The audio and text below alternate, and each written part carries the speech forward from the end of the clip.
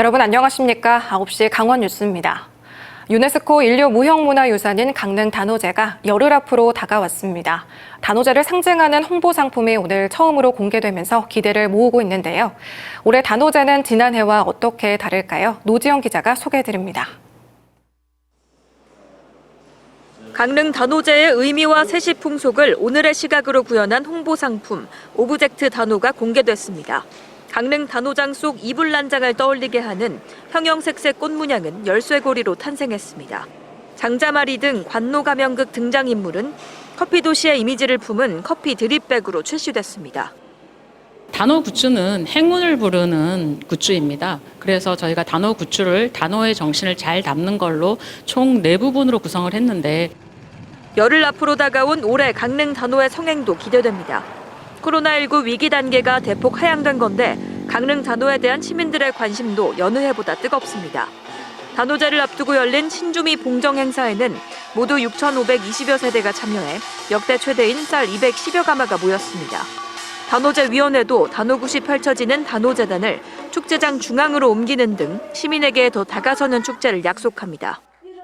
특히 올해 단오는 행사장을 좀 더 좀 친근하고 아름다운 환경을 만들기 위해서 단오제의 아우라를 잡아주는 단오재단을 단오 행사장의 정 가운데로 옮겼고, 올해 강릉 단오제에서는 방자수저, 전통자수 등 강원도 무형문화재를 즐길 수 있는 무형문화유산관이 운영됩니다.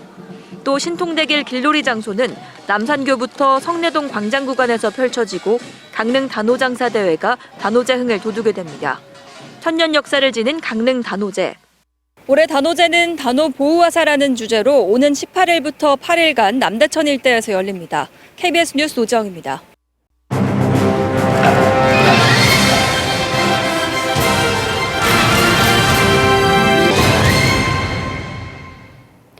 강원특별자치도 출범을 맞아 강원도의 미래와 숙제를 점검해보는 연속보도.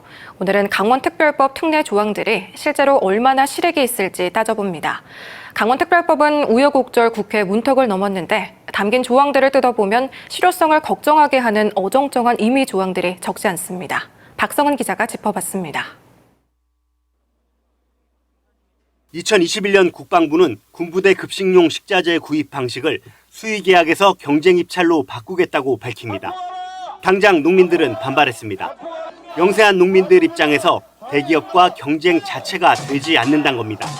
이 때문에 농민들은 강원특별법에 희망을 걸어왔습니다.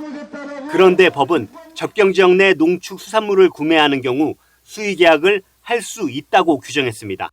거꾸로 말하면 안 할 수도 있다는 얘기라고 농민들은 지적합니다. 할 수도 있다 하는 쪽으로 하면 자유스러워지면 그 사람들은 또 다른 생각을 해가지고 특별자치도의 의미가 크게 약해지지 않을까. 특별자치도법에 이런 임의 규정은 한두 개가 아닙니다. 연구개발특구 첨단과학기술단지 역시 지정해야 한다가 아니라 지정 또는 조성할 수 있다고 돼 있습니다. 자유무역지역 역시 산업부 장관이 지정할 수 있다라고 규정됩니다. 특례를 적용할 때마다 애매한 조항을 해석하는 데만 행정력이 낭비될 거란 우려가 나옵니다. 강원도보다 17년 먼저 출범한 제주특별자치도 역시 임의 조항으로 사업 추진에 애를 먹고 있습니다. 임의 규정으로 정해놓으니까 그거를 나중에는 중앙정부로부터 지원을 얻으려고 그러니 임의 규정이기 때문에 무슨 소리냐 해서 또 다른 설득의 문제가 발생을 하더라고요. 이와 함께 막대한 행정비용에 대해 국비지원 방안이나 재정 특례가 없다는 점도 반드시 풀어야 할 숙제라고 전문가들은 진단하고 있습니다. KBS 뉴스 박성훈입니다. 지난 4월 발생한 강릉 경포동 산불 이재민에게 성금 34억 2,500만 원이 오늘부터 차례로 나눠 지급되고 있습니다. 이번 성금은 희망브릿지 전국재해구호협회와 사회복지공동모금회, 대한적십자사 등을 통해 모금된 성금으로 지원 신청이 끝난 이재민 72세대에 우선 지원됩니다. 성금 지원 규모는 사망자 유족과 전소세대에 각각 5천만 원, 주택 단소세대 2,500만 원, 세입자 1,000만 원씩 등입니다. 월드스타로 발돋움한 축구 국가대표 손흥민 선수가 오늘 고향 강원도를 깜짝 방문했습니다. 손흥민 선수는 자신의 이름을 딴 유소년 축구대회를 찾아 참가 선수들을 따뜻하게 격려했습니다. 김문영 기자가 보도합니다. 경기가 한창인 춘천의 축구장. 홈팀 경기석 코치진 사이로 손흥민 선수가 모습을 드러냅니다. 진지한 눈빛으로 어린 선수들의 경기를 지켜봅니다. 손 선수의 이름을 딴 국제 유소년 친선 축구대회가 열린 건 올해로 두 번째.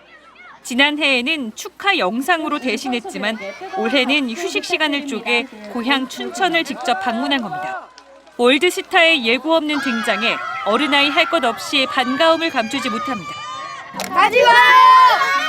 가지 마요! 손 선수는 축구 꿈나무들에게 따뜻한 격려의 말을 전합니다. 내일이야 모르겠어요. 다치지 말고 항상 재밌게 축구해요. 알겠어요? 30분도 안 되는 짧은 만남이었지만 축구 팬들에겐 좋은 선물이 됐습니다. 올지 안 올지 모른다 막 이렇게 약간 안 올 거라고 생각을 했는데 네, 이렇게 오셔가지고 너무 아이들도 좋아하고 저희 시민들도 너무너무 좋았던 것 같아요.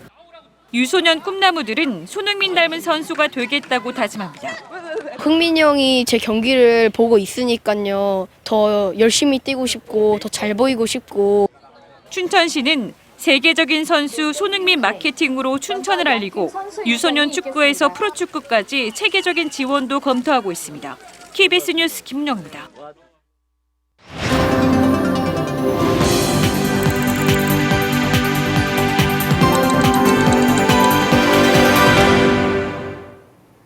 강원도와 강릉시가 재생의학 전문기업인 파마 리서치 바이오와 강릉 공장 증설에 협력합니다. 강원도와 강릉시 파마 리서치 바이오는 오늘 강릉시청에서 투자 협약을 체결하고 국내 판매 증가와 해외 수출용 제품 생산에 대비해 공장 증축에 나서기로 했습니다. 파마 리서치 바이오는 2026년까지 국비 44억 원 등 193억 원을 투자해 강릉과학 일반 산업단지에 완제의약품 제조 공장을 신설하고 강릉시 거주자를 우선 고용할 계획입니다. 어제 강릉 안인화력발전소 건설 현장에서 발생한 노동자 추락 사망 사고와 관련해 민주노총 강원 건설지부 등 노동조합과 시민단체, 민주당과 정의당 강원도당 등이 철저한 수사와 책임자의 엄중 처벌을 요구했습니다. 이들은 오늘 기자회견을 열고 안인화력발전소 건설 현장에서 노동자 4명이 잇따라 사고로 숨졌지만 발주처와 원청업체가 협력업체에만 책임을 전가하고 있다며 이들에 대한 철저한 수사를 촉구했습니다. 강원특별자치도 출범을 기념한 무릉별 유천지 라벤더 축제가 내일부터 사흘 동안 동해 무릉별 유천지에서 열립니다. 무릉별 유천지 라벤더 정원에는 2만 제곱미터 규모의 잉글리쉬 라벤더와 스위트 라벤더 등 다양한 종류의 라벤더 13,000주가 식재됐습니다. 축제는 음악이 함께하는 토크 콘서트를 시작으로 직장인 공연, 동해 시립 합창단 공연이 펼쳐지며 화분과 향 주머니 만들기 체험도 진행됩니다. 삼척 어린이 생태탐험 전시관이 오는 12일 공식 개관합니다. 어린이 생태탐험 전시관은 사업비 17억 원을 들여 삼척시 수산자원센터 내 용지에 지상 3층, 연면적 298.5제곱미터 규모로 지어졌으며 민물고기를 주제로 한 영상체험실과 놀이터 등을 갖췄습니다.